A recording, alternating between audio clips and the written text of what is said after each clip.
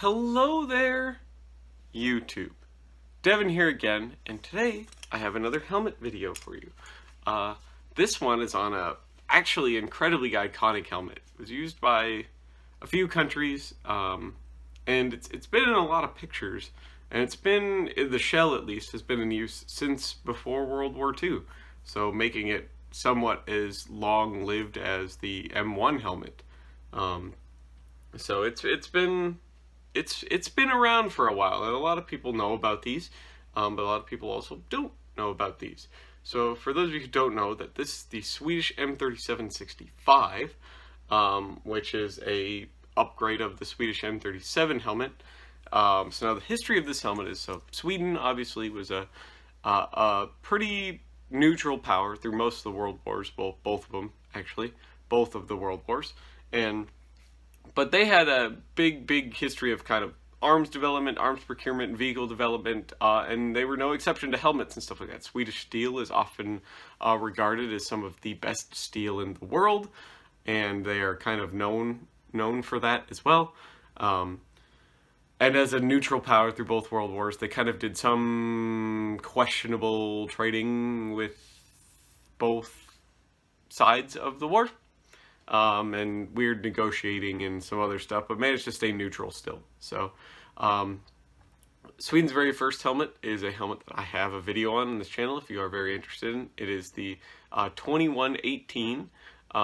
They would later go on to simplify that into the 1926 helmet, and then they would use the 1926 helmet and the 2118 and this one that they would develop, the 37, all of which had the same liner. The 2118 and the 26 both have a similar shape. The 26 is just a much simpler to produce version than the 2118. And the 37 is actually an entirely new design shape. They have the same liner, the 3 leather tongues, on a steel band. It was all pretty effective helmets. They were all used through World War II. And then they would kind of drop the 2118, they would just continue on with the 26 and the 37, and they would continue on with those until basically 1965, where they would just put new liners in those and continue to use them until they got Kevlar helmets for the most part. But it's a very long-lived helmet. It was adopted by Finland, obviously adopted by Sweden, tested by a bunch of other countries. The Dutch tested them eventually in helmet trials. There's a bunch of countries and stuff that tested these to some degree, although not widely adopted, but a lot of them have tested them. So, but here we have what is the M37-65, which is this very rounded shell. It's a lot like the M1, and it works on the same principle that you can deflect projectiles and shrapnel in 2 ways. By being incredibly angled in your design, kind of like tank armor was, and still is to this day. It's a very like angular, aggressive slope, or you could be very round, because as long as you have no flat surfaces, or very few flat surfaces, for debris and projectiles and stuff to hit, it's going to have a better chance of deflecting away from the wearer than it would being absorbed. So which is what happens with it has the flat side, which is why the Stahlhelm isn't actually all that great of a design, because it has a narrow strip around its whole circumference where it's actually pretty flat. It's very perpendicular to a lot of stuff flying at the operator, which makes it not really all that great of a design, to some aspects. It's actually still a pretty good design, but that's one flaw that it does have. People that are big fanboys of the Stahlhelm. But this helmet doesn't really have any of that. It's a very as you can see, rounded design. Not a lot of flat spots on it, and there's really no sides that are perpendicular or parallel to the ground, ever. It's very rounded, and that's good for deflecting projectiles. This helmet would be used for obviously quite a long time. It was well liked by its soldiers. Initially, it would have been, like I said, steel band, 3 leather pads adjustable with the drawstring at the top. It would have a leather chin strap that would obviously be replaced by a canvas chin strap and a canvas like Riddell style suspension later, as well as having a plastic liner that would be riveted in place, replacing the steel and leather one. It was initially painted in this kind of gray color. I don't have one because they're actually kind of expensive now, unfortunately, and getting kind of hard to find, but you can Google them and find them. They are out there. Eventually I might get one if one comes along for the right price. But in 1965, you would kind of see them change the color to this green.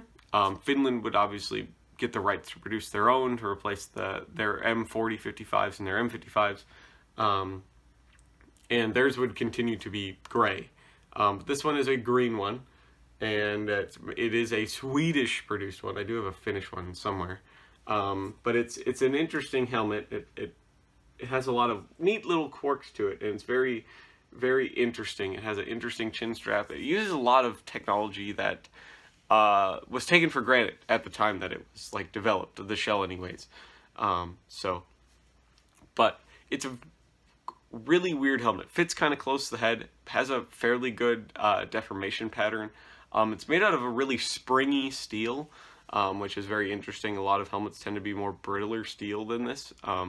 But this is a very, very springy steel. It bounces a lot of stuff. Me and Mike have done a ballistic test on this helmet. So what we're going to do now is, now that we've covered the basic history of this, it hasn't participated in any wars because Sweden's been neutral. But the M37, originally with its 3 pads and its steel band, did participate in World War II to some degree with the Finns, where the Swedes gave a bunch of Finns helmets as aid, and the Finns really, really liked these throughout World War II, and they used them through World War II, which is something probably led to them helping their adoption of it later, re-adoption, I guess, to a degree in the 60s. So now we're going to flip the camera around, take a look at the liner on the M37-65, some of the cool markings and stuff like that in it, and then we will flip the camera back around for that, try it on, see what it looks like from a bunch of different angles and stuff like that, and then conclude the video. Alrighty, so here we are with an American M1 on the left and a Swedish M37-65 on the right. Here, let me undo the chin strap for you so you can see into the liner. So as you can see here, the liner is pretty darn interesting. They're similar. It's based off of a lot of the M1 Riddell style suspensions, as you can see with the straps. This is more reminiscent of the World War II, obviously, with the V's and the drawstring rather than just the crossed straps. It has a very, very similar liner, this one does, to the German M62 to a lot of degrees. A very similar liner as to like this plastic that is riveted in place. As you can see here, these little arms, these little plastic arms and this kind of plastic ring that's holding it in place. It is very reminiscent of that, having that plastic liner holding it in place, holding the suspension away from the shell, which again is going to cause it to act as a natural spring, as you can see there, to help absorb some of that impact in an impact. It's a very interesting liner, but it is based off of the M1 helmet, as you could clearly see, to a degree. Not exactly this M1 helmet, but you know, it is based off of the M1 design fielded by the Americans during World War II and by most of Europe at this point, because they're all adopting M1 helmets, M1 clones, as they're known. But here we'll take a closer look at the liner. You can see it's made out of this kind of cottony material. It's made out of a herringbone pattern. The chin strap is very reminiscent of like the German and Austrian chin straps, where you have the solid loop here for putting this little stud through, and that would keep it obviously very secure. And then you have what's called the breakaway stud here, which is used in the event of a blast, or if somebody comes up behind you and grabs your helmet will fall free rather than, you know, taking your head with it. So this one, as you can see here, is marked with the 3 crowns. Here, if I move the liner out of the way, the 3 crowns. It's dated 1969. All that other good stuff you can see. It's a very, very interesting helmet. It is adjustable here. circumference-wise in the rear, with this kind of little snap stud and this little back side of it, I guess. It just kind of slides and adjusts the circumference. As you can see, it is a size 55 to 59, which is actually a huge range as far as size would go. They would make a couple different liner sizes, different shell sizes and stuff. Unlike the M37, which is what this helmet is based off to a degree. Well, it is actually pretty much a copy with an upgraded liner. Was one size fits all, and it would be a little bit larger shell than these ones would be, but it's the same helmet too, just a little bit more user friendly, I should say. So a little bit more comfort, a little bit more creature comforts, a little bit more protection because the upgraded liner and stuff. And but it's basically an M37 that's been upgraded, so it's a cool helmet, and a lot of people don't know about them. And if you don't know about them, you should really get one, because these are actually still relatively cheap around, and they're actually very, very, very good helmets. Adopted by, like I said, quite a few countries, tested by even more, and it is an icon within itself. They're in a lot of pictures, a lot of like Cold War pictures. You can see Finns wearing them. Obviously the original M37 is not this exact helmet. In the Winter War, not really the Winter War, but the Continuation War and the Lapland Wars, you can see Finnish soldiers in the Cold War wearing these after they would adopt their own version. A bunch of other cool stuff like that. It's a really interesting helmet that you see that nobody really thinks is around as much as it is, but it seems to turn up a lot in historical photos. So, but now we're going to flip the camera back around, try this helmet on, see how it looks, how it fits, how it feels, how and everything compared to its counterparts of the day and age, and show it to you from a bunch of different angles, describe how it distributes the weight and stuff, and then we will conclude the video. Alrighty, so here we are again with the Swedish M37-65. I'm going to put this helmet on. Now, I wear a size 58, for those of you who don't know, or my US size would be like a 7 1/4 or a large. I wear a large like Pasget and a large ACH. So as you can see, this helmet fits very, very close to my head, but this is the correct size that I would have, been given. They don't come with chin cups normally. This one did when I bought it for some reason, so it's just staying on there. But just normally they wouldn't come with chin cups, just so you know. So putting this helmet on, it's very easy to use. It's very comfortable. It breathes really, really well. It distributes weight very well. It's a relatively lightweight helmet for what it is. This is a very comfortable helmet to wear. It's not a big strain on the neck. It's quite comfortable. It doesn't jostle or move or shake or anything too much, when I move my head, which is very, very nice. You want that in a helmet. You don't want a helmet that is too loose when you're turning your head or moving your head or running or anything. A helmet that's moving a lot is a pretty big problem, and can cause a lot of issues to the soldier or the operator or the user in general. It distributes the weight really well. It breathes really well, so it doesn't obstruct my hearing. As you can see, my fingers are in my ears right now, so I could hear very well.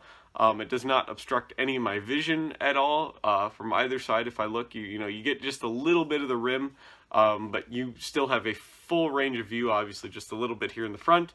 There's going to be that constant little bit of rim that you see, but that's very, very common. Pretty much every helmet I think that we've done this comparison to has that. So that's just something you really need to get used to.